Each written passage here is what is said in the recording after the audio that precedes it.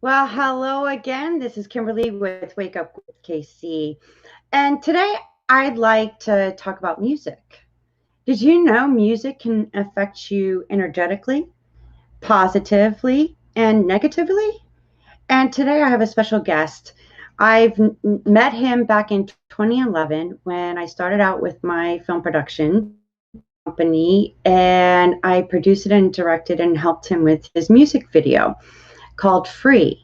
He went back in those days by Prodigal Son, aka Kelly Williams, and now he goes by Kells Did It Again. And today he joins us to share some valuable information and an interesting, heartfelt story as well. Kelly, hey there. What's up, Kim? What's up? What's up? What's up? How you doing? Oh, you do have an interesting story, and I believe a message to share with others as well. And I've known you since 2011, since we did the free video, music video. And can you share your story? Yes. Well, first, I want to say, thank you for having me on your show. It's definitely a pleasure for me to be on. I appreciate it. With my story, pretty much began. I'm from Canton, Ohio, and it's a small city, but it's pretty much known for the Pro Football Hall of Fame, and unfortunately, a lot of crime, happens in our city. And I was on that other end. I was on actually both sides. I played sports in high school. I actually had a scholarship to Penn State to play ball, and I was just wilding out in high school, and I had mentors that was trying to get me on the right track, and they was helping me out with my grades. My sports was good, but I just couldn't seem to leave the street life alone.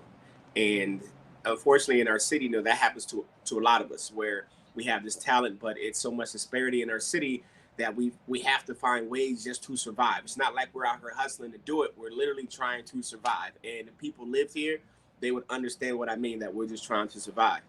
And so, I entered into that life, and I ended up doing a couple years in juvenile facility, which took away my chances for college. And after I was released, I went back to school. I went to night school and was able to actually get my degree. And then I went to college.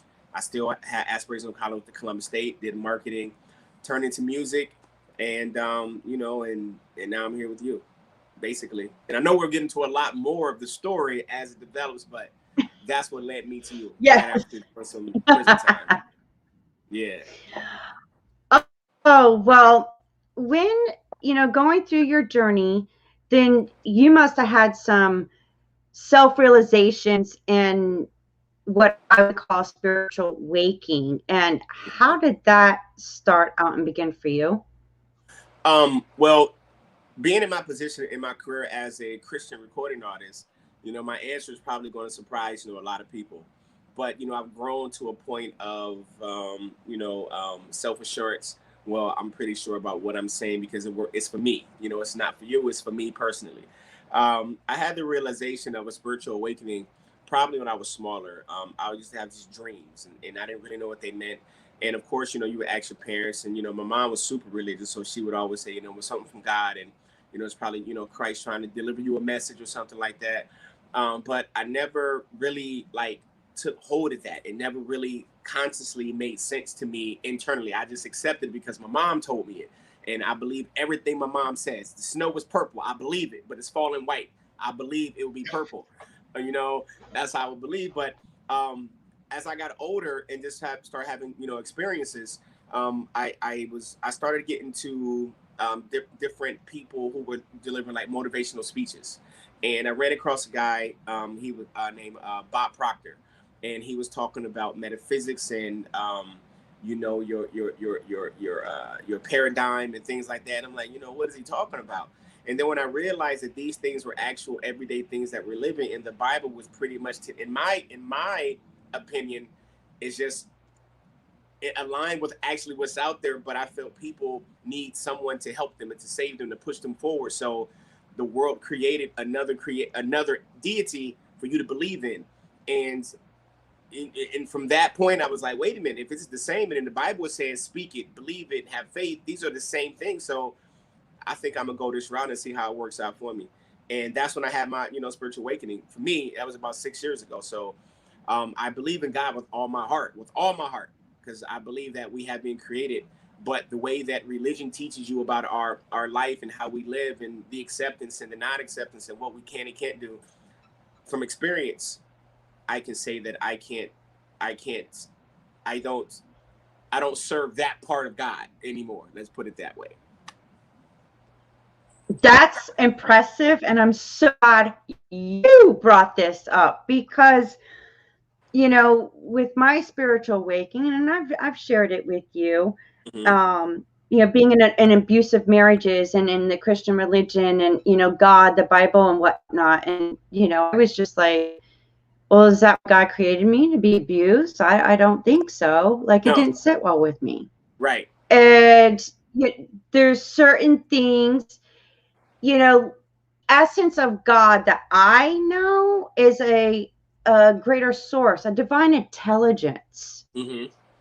And we are spiritual beings, sexual beings inside of a human being. So I believe in this divine source, that I'm a God like being. That's it. Mm-hmm. To have experiences, learn from. And with that said, how did music come into your life? Well, music, you mean music in general or music from like the Christian standpoint, or just in general? Oh, music in general. Well, in general, I was told that as a kid, I would always like be in the kitchen and banging on pots and pans and making songs and things like that. And I remember that actually. I remember, you know, certain things about me being in front of a cupboard, you know, banging on pans and pots and pans. And then from there, when I got like junior high school, I started you know, forming singing groups and dance groups because boy bands was popular, you know, in those times in the 90s. And from there, you know, I just felt like, you know, my friends wanted to, you know, just be in the streets, and I didn't want to be at that time. I didn't think it was cool. Well, for me, I saw myself on the stage and making music, and then I went to the studio for the first time. My brother took me to a studio, was in his friend's basement, and I fell in love, and that's when I knew that music would be something I'd be doing for the rest of my life. From that moment. From that moment. So you had little inclinations, little synchronicities guiding you, telling you on the path. Yeah. And it just like it didn't connect with you. You just, and then life and everything that you've been through, it came full circle to transform your life. Right. But we're not so taught. Yeah, go ahead. No, go ahead, because I have to come back to what you're gonna say. Okay, but we're not taught. You know what I'm saying? We're not taught to look out for the pre-signs. We're not taught that. We're taught just to wait, pray, wait, pray, wait, pray, wait, pray. We're never told to put the action in. But the Bible says faith is dead without work. So if you don't do nothing, nothing's going to come to you, right? But religion teaches you just sow your tithes and to pray and to be a good person. These things are going to come. And that's not even what the Bible says. That's not even what the Bible says. So just putting all these things together, Kim, you know, just had me like, yeah, you know, maybe, you know, there's something else to this world. And You know, now I understand what Oprah said. There's more ways to God than one. I understand that now. Yeah. Yeah. Yes, I agree with you on that. And during your spiritual awakening and transformation and in music, how it came into your life and you discovering, you know, a part of you that's always been with you. Right. Did it started by asking, like you started asking a question, then an answer and a truth came to you, and then it Yeah. led you to ask another question? Yeah. Yeah. Yeah. I was taught, man. This is what I was taught. I was taught recently, you know, when I'm saying past 5, 6 years, in order to learn, you have to unlearn everything you've learned. Because everything you've learned up to that point is what someone else showed you. And you lived your life based off of what someone else told you. So you had experiences based on their life that they saw for you. So until you actually say, hold up, you know what, I'm not doing that, I'm gonna do this. And I'm gonna see how this turns out. Because I need to know. And I'm just like that little boy who goes to the edge of the cliff and looks over and they say, don't jump. I'm gonna say why, and I'm gonna jump just to see why I shouldn't jump. And I bet you I land on my feet and can tell other people, man, you can jump. Don't listen to them. That I'm that guy. I'm that guy. Yeah. Yes, I agree with you. Well, let me ask you, since music has helped transform your life, Mm-hmm. and you know, now that you're doing what you're doing, and I'll ask later on, would you agree music can affect you in a positive and a negative way? Yeah. Yeah. Explain. Music to me, man, everything is energy. Everything is energy, Kim. Everything is energy. You can walk into a room and feel the energy. You can walk into a room and feel the energy if you want to stay or go. You can walk into a room and music is playing to put you in a certain mood. You can be with your a friend, put on a certain song, you're in a certain mood. You be with a lover, you put on the same song, you're in a whole different mood, right? So music can play a positive and a negative, not based on the music itself, but the words behind what is being said, because we live our life based on the words. So if you are really, really into the artist that's singing or rapping, and he's telling you to do, you know, smoke weed, you know, fuck, you know, da da da da da da, you're gonna do it because he's an influence. He or she is an influence for you. You think that's the right thing. And on the positive side, the same thing. Music can lead you to do some great things. So I think it's pretty much it's a positive and negative, but I think that's why it's important to listen to the type of music that is going to be, you know, suitable for us. Like I can for a moment listen to gangster rap music all for a couple hours. I can't do it all day every day. You know, I need that balance. So as for me, you know, I like to keep peace and stuff like that. So yeah, music is a positive and a negative. Music can have you doing some things that you would never ever do. Music can put your heart into a place to forgive somebody or to continue hating them. It can inspire you to do a positive or a negative. You know, so like for example, you can listen to a person and they say, just hold on, help is on the way, and you take that in and you're like, I'm gonna hold on, I can make it another day, right?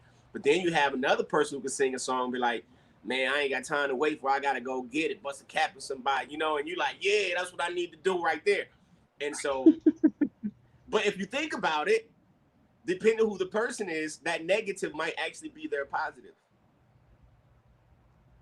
Okay. Meaning What like, about chords, beats? mm-hmm, Now, I don't know if you know this, mm-hmm, but becoming I'm a retired massage therapist, and I learned about Reiki yeah, chakras, yeah, and every chakra resonates with a note. Now, things have shifted in our chakras from 3D to 5D, mm-hmm, and the chakras are changing colors, but the note that resonates with each chakra just upgraded to I think an octave higher. mm-hmm, So now, and like you said, hearing and listening to the words and whatnot, it's also the beat, mm-hmm. the chords, because you're feeling it. Like I'm the 80s girl. My roller skating music, man, gets me all, yeah, Right, I'm right, doing the right, shuffle, it right, makes you, it resonates energetically with me.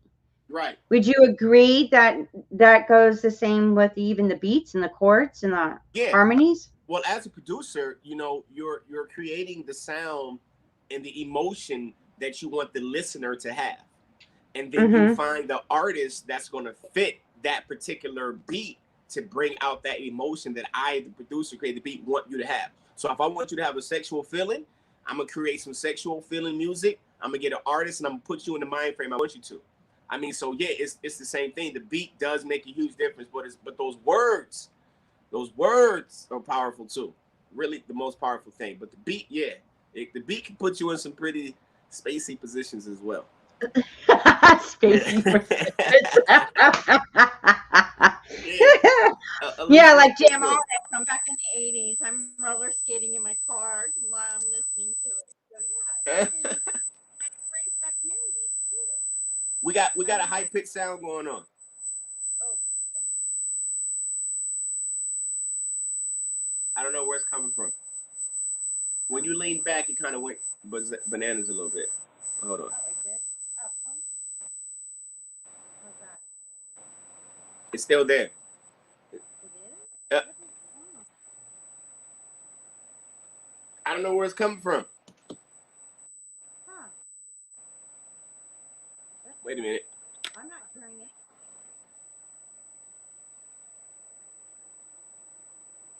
I don't know what's going on. Is it still there? Yeah, you don't hear it? No. I hear it. Oh well. Let me see something here. I can't hear it. I can hear it, but I can hear you, You, but I can barely hear you now. you could barely hear me? Huh, that's weird. How about now? I can hear you, but it's like a high pitched sound at the same time. Huh. Do you have headphones? Earphones? Earbuds? Yes. Hold on.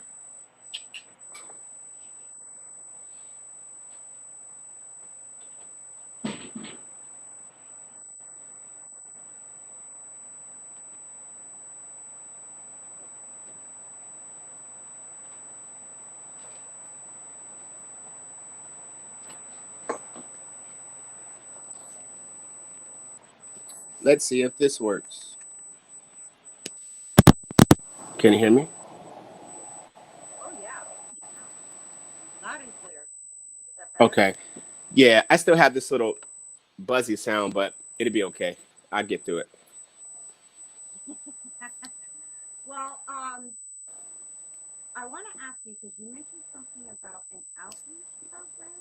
Can you share with us what that's about? How did you get involved in that with The music? latest album, or say that again. It was kind of high No, pitched. your outreach program with other musicians. Yes. So with the outreach program that I started, I would say it's been about about 3 years ago.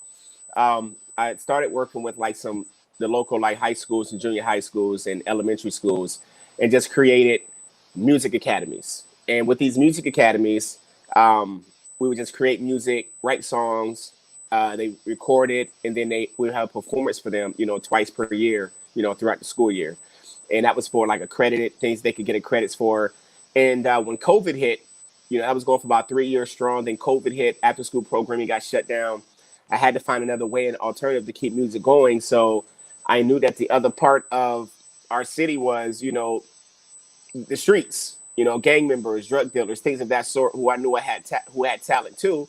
So, it took about a year. I spoke to, quite a few different artists, and was able to create a project, so that's what I do as far as like the music outreach. I also work with the local prosecutor's office to do the same exact thing. We put on carnivals, throughout the summer, live performances, free food activities, just to give families things to do because I mean, like I said earlier, the biggest thing that happens in our city is crime and sports. And if we don't have another outlet, you know, who, it just leaves us in more disparity, unfortunately. But that's what I do with the music. That's what I do with the music. I'm really just tapped into a group of people that other people feel they don't deserve a chance. Wow. Yeah. And it's that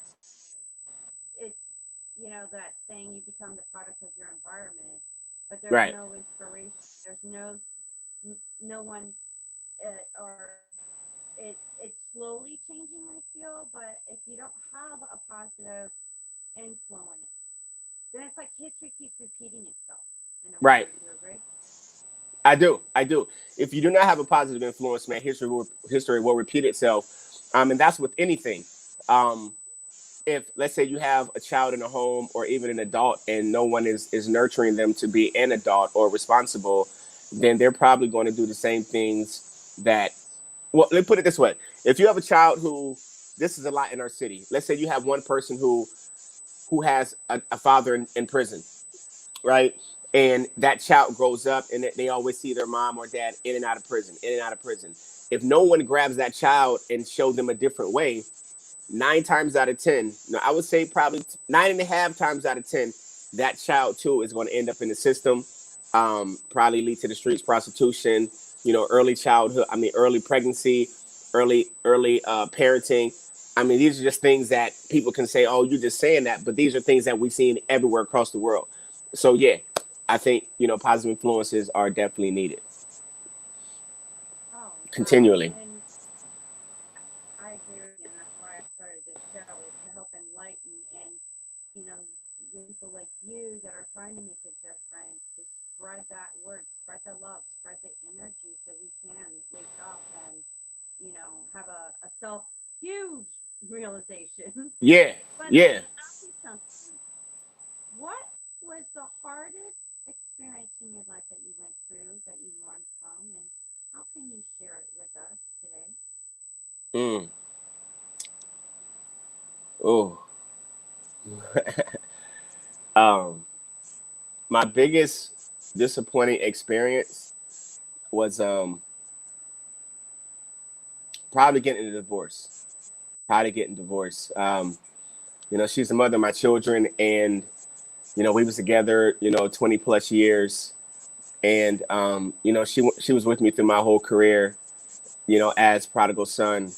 But in that relationship, the reason why I say it probably hurt me the most is because I was living that relationship based on how other people felt I should have lived that relationship.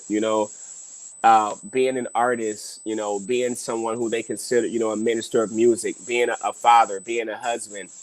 And, I was pretty much told some things from other pastors that you admire, and you see their lives and you're like, okay, well, this must be the way to go. And just giving some advice that wasn't fruitful, for my life. Let's put it that way, to make it, to keep it in love and to keep it, on a positive side. I would say that's probably the most difficult. But um, how it helped me is because, I'm gonna just be, for real, as a man, as a human being, of course, we make mistakes, and no matter what kind of relationship it is, we have mistakes that we make. But I would look in the mirror, man, and just listen to some of the things that, my ex-wife would tell me about myself. And sometimes, we're told things about ourselves that we don't want to listen to, we don't want to adhere to, because it's about us. And we always think that we got it under control. Well, I had to just come to realization that I didn't have anything under control. And I had a career under control. I had a job under control. I had my personal feelings under control, but other things outside of that, there was chaos, because the first thing was the music, and that had to be first in order for everything else to work. But the first thing, my love, actually became my hindrance, so to say, to my family. And I learned from that just by learning how to balance. I learned from that, knowing how to show people, well, tell people that I have a life to live outside of you too, you know. And it also showed me just another side of me of, just being just more kinder to people, more humble in my approach, but also maintain the statue of I'm great, period, But that would be it, because it's not so much the divorce that hurts. It's the fact that I can't wake up to my kids every day like I used to. It's the fact that I can't, be the first person they see when they wake up in the morning, or the last person they hang out with before they go to bed. And the visits are fine, but just that every day, knowing I'm about to come home to my kids or wake up to my kids, or vice versa, that's the thing that hurt the most. And I think the biggest lesson in that is that when I am settled down with someone else, if they have children, I won't put their children, in that same position that I put my kids into. Wow, I didn't even know that. Yeah, yeah, yeah, When you were married and whatnot, wouldn't you agree that it's a program of how a marriage should be yeah. and you should do and whatnot, but you're not, it's like a false identity, a false relationship, really, because how can you have authenticity in something that was created by somebody else and it doesn't fit well with you? I'm glad you asked that question. My ex-wife, I mean, we're friends. We're not enemies to any degree. We're like really good friends. We're better friends now than we were when we were married. And I don't know how that happens, but um, she told me, something of the sort like that too. And, it's something that, you just have to, just gotta take it in and agree with it or disagree with it.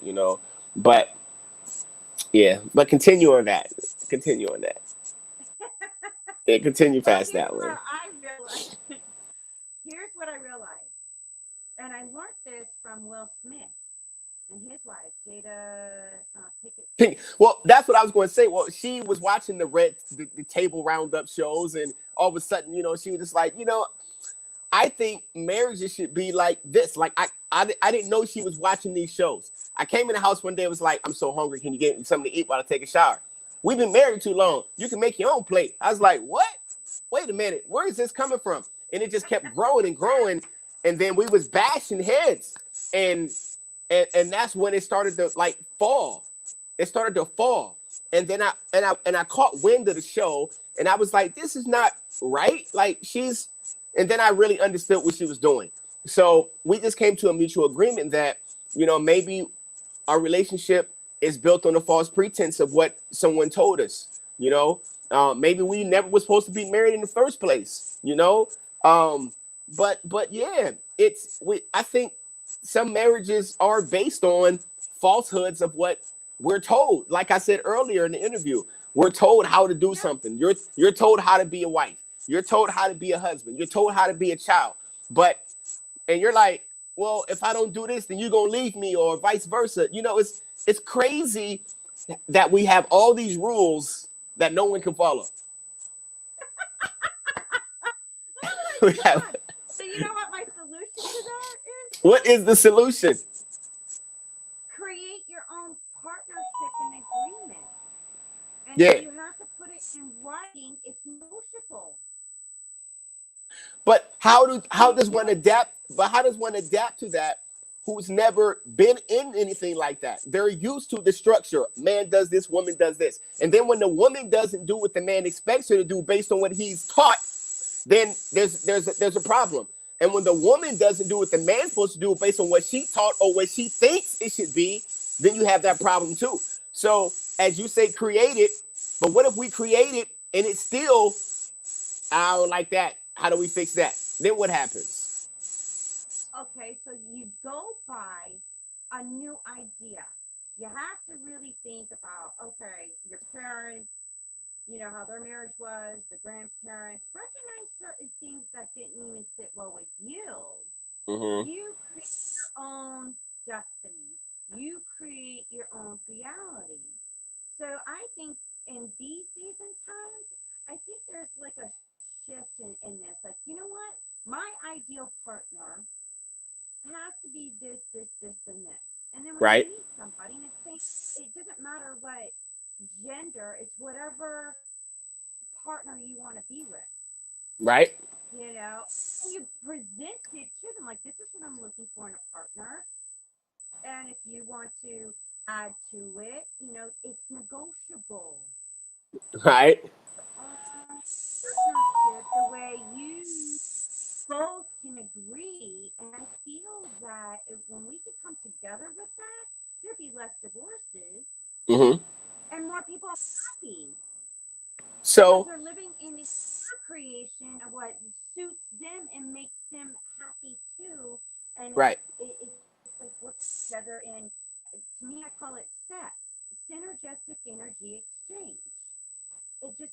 energy flows better instead of blocking. Yeah. Does that make sense? Like, great, Yeah. that would be a great way to Yeah. energy based on your Yeah. terms, not everybody else. I know everyone has expectations in a relationship, no matter what it is. But I think in a relationship between men and women, I think sometimes the expectations are so high, and it's always based on the person previous before you, what they did or what they didn't do. So you're like, you know what, my next relationship, I'm gonna deal with this, but I won't deal with that, right? And then this next person comes along who could be the greatest person, but because they do this thing, you don't want to deal with them because it looks like the person before you. So you didn't deal with the like the emotional, Right. I'm going to say bullshit from your past relationship, but then where does it stem from? Your upbringing of how you saw growing up with your parents, Mm-hmm. marriage and relationship, or grandparents? It becomes a program. Right. Well, that's what I said. In order to learn for your life, you have to unlearn everything you've learned in order to learn for Yep. you specifically. Like, like, like, there's things that I started to do that I didn't even know I like to do. There's type people that I would communicate with that I probably would have never communicated with before based on biased opinions and thoughts. Right. So now I don't care who you are. It's about how we connect. I don't care who you are. I have no bias, anything. And I'm sincere when I say that. I thought somebody walked in my office. I'm sincere when I say that. Well, I'm so glad that we had this conversation. I hope it helps somebody else. But you have some, what do you see your happening in your future in music and how you're going to make a difference and an impact?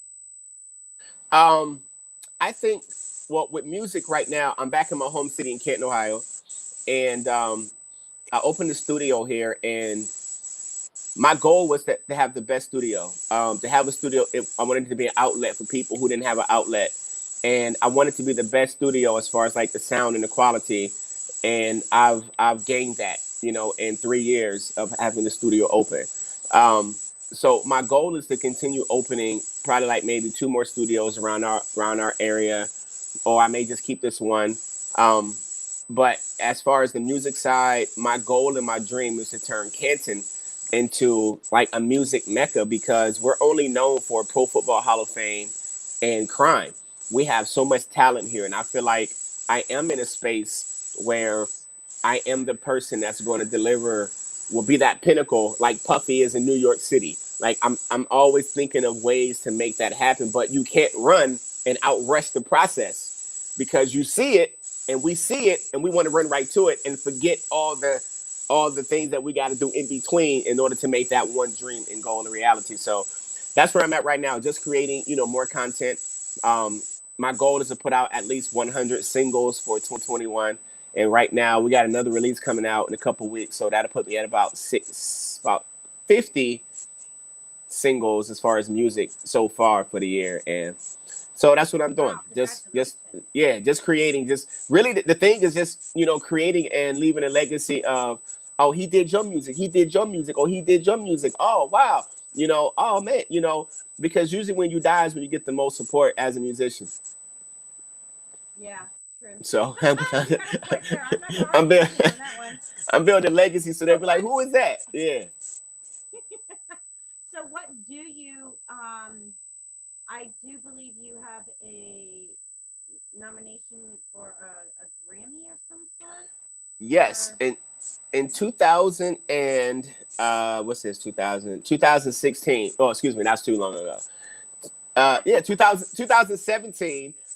I was nominated with a Spanish artist, Amari Gutierrez from Florida, as a featured artist on his project.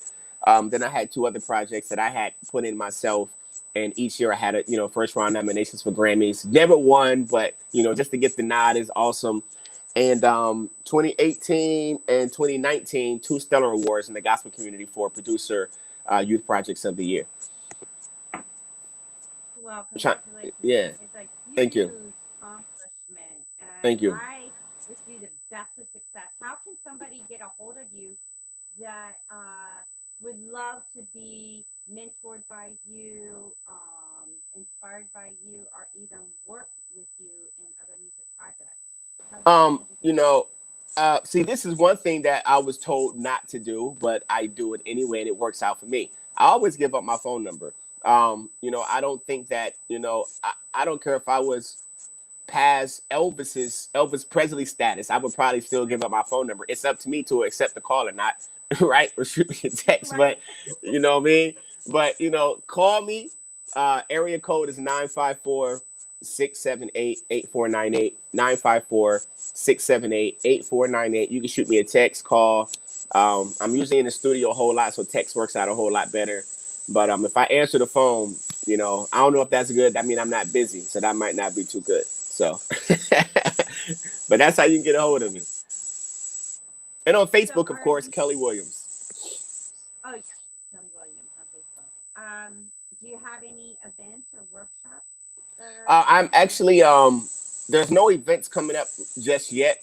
Actually, I do have a couple events coming up actually, but they're kind of like private events.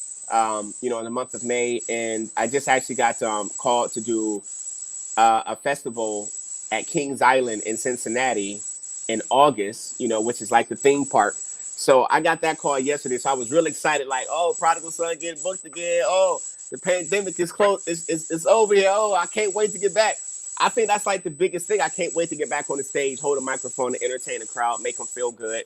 I can't wait for that moment. Like once again, man, virtual video is not enough. It's not enough. No, no. But since you talk about being back on stage, Yeah. I put in the description of the music video that I helped produce and direct for you. So I'm going to put So that in the description to the flashback. It's not a flashback Thursday. It's just a flashback at the that's a beginning. flash. That's a long time ago, man. That 2011, sweetie. that was like 10 years ago. I know. Time flies. It does, and you still look awesome. You still look great. Thank you. Thank you. You You're you're welcome. you truly are and truly gifted, and I'm so like honored, humbled, and so grateful for what you are doing. I Thank you, really am. Kim. I appreciate it. It was crazy. The day that we connected on Facebook, I promise you, the day prior, I was thinking of you all day long. I was like, man, I can't tell you how it started. You were just in my head. And I was like, man, yeah, I remember she did that video for me. And we kicked it a couple times. And then you was in my inbox because of what someone said. And I was like, oh my God, I was just literally thinking about you yesterday. That's that universe. That's how the universe works. That's metaphysics, people. That's how it Yep. works. Yep. Pay attention to those synchronicities. Pay attention to the And dreams and yeah. not only that, before we wrap it up, I don't know if you know about the book Celestine's Prophecy. No. Okay, I'll send you a text on it. But he talks about synchronicities where people come into your life just to give you a message, and you have a message for them. I And believe that. that's what we just experienced. Like Yeah. I was thinking about you, you were thinking about me, and it was just for this. Let's forge some more synchronizations with you. And I'll say this too. A friend of mine once told me, he said that sometimes the decoy comes before the real thing. And I didn't get that. I was like, whatever, okay. I was going through a couple contract deals at that time. But then I was talking to a young lady a few months ago, and she has the same name as my current friend now, right? The same name. The same, I mean, they have so many of the same similarities, but two different sides of the world. And um she did something one day, and I was like, oh my God. Now that came into my head. The decoy comes before the real thing.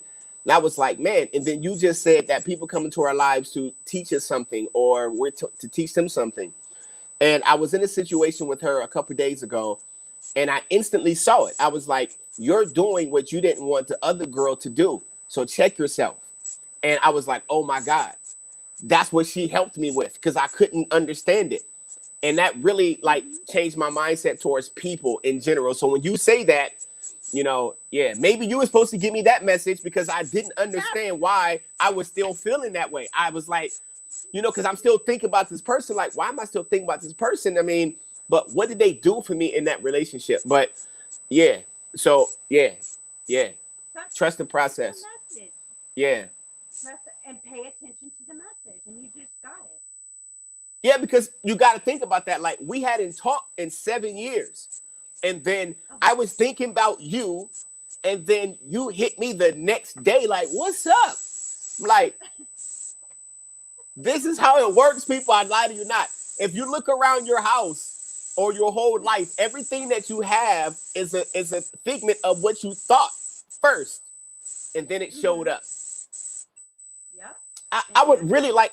I would love to have a lamp like that in my back. I would really love to have like a salt lamp with a lamp. And I bet you was out somewhere, you saw it, was like, oh my God, that's it. And you had to get it.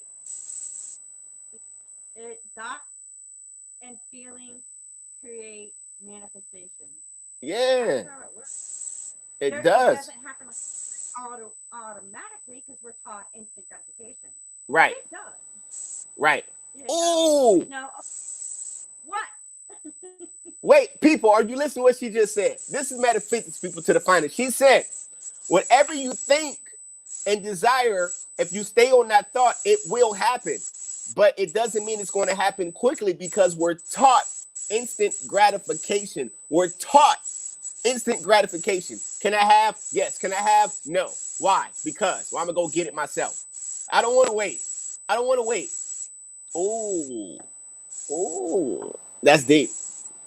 And feeling the emotion yes. and energy, because prayer isn't through words, it's through frequency and vibration. That's why music is a key part. Yep. Vibration is big. Yes.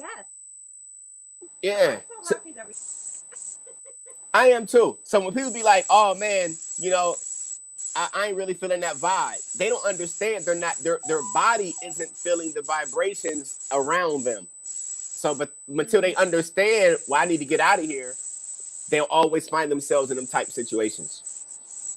Yep. Yeah. Part of law of attention. Your energy. Yeah. Energy flows where attention goes. Yep. Yep. Well, thank you. I don't want to take too much more of your time. I want you to get back in that studio and start creating more music and tell I appreciate it. That I wish them the best success and just be real, be authentic, and love them. One thing I do have, speaking of that, I do have an online show that everyone can watch. It is called Canton Backstage. It is on Facebook. So like the page, but I actually I do interviews with different artists, people from the community, things like that. So you can see some of the talent that we have in our city on my page, Canton Backstage on Facebook. Awesome, Kelly. Thank you for sharing that. I look forward Thank you, Kim. Behind the scenes, and we definitely gotta keep in touch. And yes, please. On my show again. Please do. What part of Florida are you in now? I'm in Palm Beach. Okay, so I think I think I may be in Florida within a month or so. I need to get away, so I definitely reach out to you. Definitely. Definitely. I think that'd be cool. Yep, definitely. So I always stay in Fort Lauderdale, so probably at Fort Lauderdale. Okay. But I definitely reach out to you, I promise. That's my word. I'm gonna hold you to it. Please do. But keep in touch with me though. I will, because you'll get that thought again, and then I'll be calling you. Be like, like, where you at? I just landed in West Palm. I'm here. Come pick me up from the airport. I didn't get a car. I didn't get a rental car. I'll pick you up. No problem. Okay. Take care. I love you. All right, mommy. I love you too. Thank you, Kim. Appreciate you.